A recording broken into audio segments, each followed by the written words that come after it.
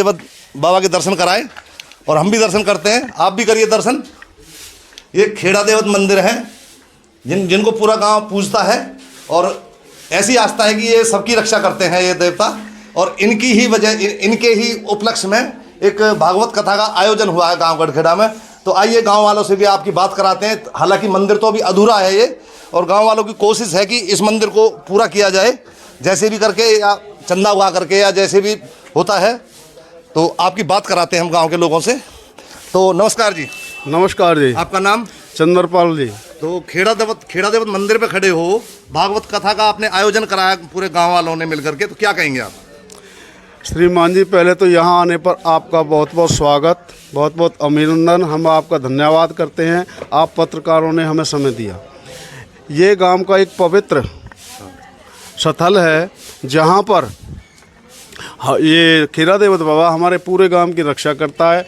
जो हमारे पशुधन है उसकी रक्षा करता है, और जब कोई भैंस ब्याती है, बच्चा देती है, तो उस समय सबसे पहले दूध इसी पर चढ़ाया जाता है और पूरे गांव की रक्षा करता है। एक पवित्र स्थल है। मेरा पूरा गांव बढ़ चढ़ करके इसमें हिस्सा ले रहा है, बढ़ चढ़ करके दान दे रहे हैं, और कई जगह से लोग आ रहे हैं, वे भी यहाँ से आ करके बहुत बहुत दान दे रहे हैं। और मेरा गांव से सहयोग करता रहा है, करता रहेगा, और हम आपका यहाँ आने पर बहुत ज़्यादा चंद्रपाल जी, मैं ये पूछना चाहूँगा कि अभी ये खेड़ा देवत का जो मंदिर है ये बिल्कुल अधूरा पड़ा है, तो इसके लिए आपने कोई मुहिम चलाई है कि किसी मंत्री से या गांव की पंचायत से इसको पुनर्निर्माण कराया जाए इसका? कई भाई नेतागण आए हैं जी, वो दान भी दे के गए हैं, और जो इसके अधूरे काम पड़े हैं उनको हम जो पैसा भंडारे के अलावा बचेगा उसे इसी में लगाएंगे और इसके पूर्ण काम को कराएंगे। इसकी एक दीवार बची हुई है उसे कराएंगे, इसकी टाइल्स बची हुई हैं उसे कराएंगे। मैं तो ये प्रार्थना करता हूँ सभी, जैसे कि मैं भी देख रहा हूँ यहाँ पे कोई पानी की कोई व्यवस्था नहीं है, कोई प्याऊ की कोई व्यवस्था नहीं है, तो ये सब गांव वालों अगर मिल के कराएं तो हो सकता है खूब। तो मास्टर जी, क्या है यहाँ अपने खेड़ा देवत मंदिर की खासियत, बताइए कुछ। इसकी खासियत ये है जी, मैं स्वयं भुक्तभोगी हूँ। हमारी भैंस ब्याने के बाद उसने 14 दिन कीली बनी उसके दूध की। पहले हमारा लड़का नहवा के गया था खेड़ा देवत को, कोई कमी रह गई होगी। उसके बाद मैंने अपनी घरवाली से कहा कि भाई आज नहा धो करके आप नहवा के आना। तो हमने भैंस का दूध निकाला सुबह के समय, उसी दूध में से दूध उबाला, वो कीली बन गई। जब वो यहाँ से नहवाने के बाद गई, हमने वही दूध फिर उबाला और वो दूध बन गया। इतना बड़ा करिश्मा जीवन में मैंने तो पहली बार देखा। तो हमारे जो खेड़ा देवत जी हैं पशुधन के लिए, हमारे गांव के लिए बहुत ही उपयोगी, और जब गांव बसता है सबसे पहले खेड़ा देवत की ही स्थापना की जाती है। जो गांव का रक्षक होता है पशुओं का रक्षक होता है। तो आपका कहने का मतलब है ये है कि यहाँ की जो आस्था है ये इनमें शक्ति भी है, बहुत ज़्यादा शक्ति है, बहुत ज़्यादा। चलिए ठीक है जी, बहुत बहुत धन्यवाद। मौजूद लोग मौजूद हैं, आइए उनसे भी आपकी बात कराते हैं। तो भाई साहब, आपका नाम? बाबूराम। तो आप खेड़ा देवत मंदिर पे हैं और आपने जो ये गांव में भागवत कथा का आयोजन किया है, इसके विषय में क्या कहेंगे? हमारा जो ग्राम देवता है, ये सबसे पहले हम कोई भी कार्य करते हैं तो सबसे पहले हम ग्राम देवता की पूजा करते हैं। खेड़ा देवत कहते हैं इसे हम, और इसी के आयोजन में हमने यहाँ पे भगवत गीता का वो रखा हुआ है जी। हाँ जी। तो ये जो मंदिर है भाई साहब, ये अभी अधूरा पड़ा हुआ है। हाँ जी।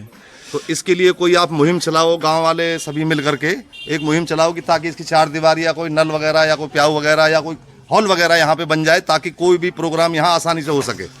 नहीं, इसके लिए हमारे गांव वाले वैसे हर समय। और दोस्तों, गांव के और भी लोग मौजूद हैं हमारे सामने, तो एक भैया और उनसे बात कराते हैं। तो भाई साहब, आपका नाम? रविकांत जी।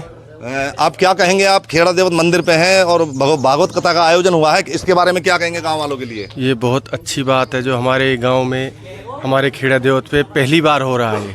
इसके लिए गांव बस्ती का, समाज का, हमारा सबका बहुत सहयोग है। और हम ये। इसका नाम? संजीव। तो आप क्या कहेंगे? आपके पड़ोस में, आपके गांव में भागवत हो रही है, गांव वालों बड़ा आनंद आ रहा है जी। अच्छा, बढ़िया, सभी का मन लग रहा है, बढ़िया मनोरंजन हो रहा है। भागवत सुनने में सब लोग, ज़्यादा से ज़्यादा लोग आ रहे हैं, और यही इच्छा है हमारी कि बढ़िया हर बार भागवत होती रहे।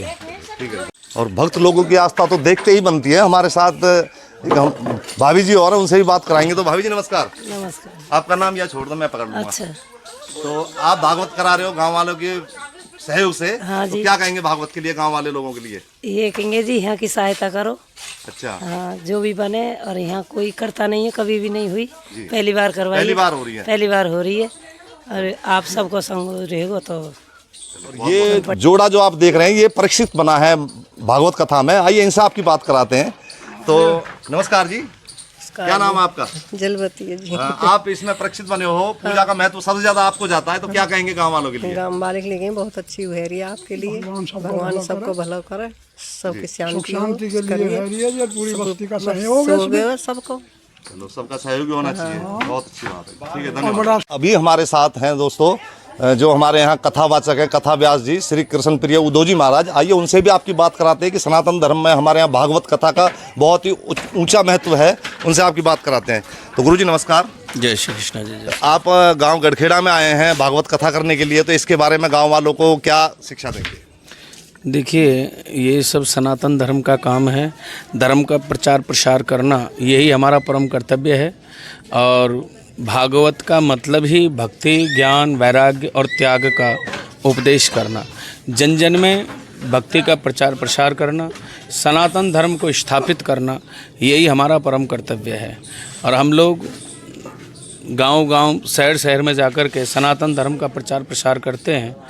और ये हमारा परम कर्तव्य भी है और हमारा ये पूर्ण उद्देश्य भी है कि हम ज़्यादा से ज़्यादा सनातन धर्म का प्रचार प्रसार कर सकें, जन जन में इसकी जागृति कर सकें और इसी से जन कल्याण, हमारा कल्याण और समस्त सनातन धर्म का स्थापना, ये हमारा परम कर्तव्य है। धन्यवाद।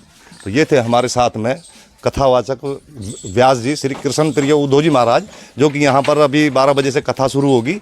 और जो भी भाई इसमें आने का इच्छुक है आ सकता है। गांव गढ़खेड़ा में है ये, 12 बजे से और राधे की इच्छा तक ये कथा होती है। और आज मेरे ख्याल से चौथा दिन है, आज कथा का चौथा दिन है और एक सप्ताह होगी ये, पाँचवा दिन है, सॉरी 5वां दिन है आज कथा का 5वां दिन है। और 7 दिन की कथा होती है। उसके बाद में भंडारे का आयोजन किया जाएगा। तो आगे की प्रक्रिया आप देखते रहिए। नमस्कार। ये चीर चोरैया तेरी आरती गाओ, बंसी बजैया तेरी आरती गाओ, हे दाऊ जी के भैया तेरी आरती गाओ, हे मखन चोरैया तेरी आरती गाओ, धेनु चरैया तेरी आरती गाओ, गिरवर उठैया तेरी आरती गाओ, बांके बिहारी तेरी आरती गाओ। बोले भागवत महापुराण की, बोले व्यास जी महाराज की, बोले सुखदेव भगवान की, बोले परम पूज्य सतगुरुदेव भगवान की, बोले राधा रानी की, बोले कन्हैया लाल की, बोले राजा रामचंद्र भगवान की, अनंत बलवंत हनुमान जी महाराज की, बोले खेरा देवित मैया की। जय जय श्री राधे, जय जय श्री राधे, जय जय श्री राधे श्याम। नमः पार्वती पते गाओ, बांके बिहारी तेरी आरती गाओ, मोर मुकुट प्यारे सिर पे सोवे, मोर मुकुट प्यारे सिर पे सोवे, प्यारी बंसी मेरा मन मोवे, प्यारी बंसी मेरा मन मोवे, जाओ बांके बिहारी तेरी आरती गाओ, के लिए गंगा प्यारी, चरणों से लिखे लिए गंगा प्यारी, जिसने सारी दुनिया तारी, जिसने सारी दुनिया तारी, चरणों की शीश झुकाऊं, आरती गाऊं, एक धारी तेरी आरती गाऊं, दुलारे श्री यशोदा के राज दुलारे,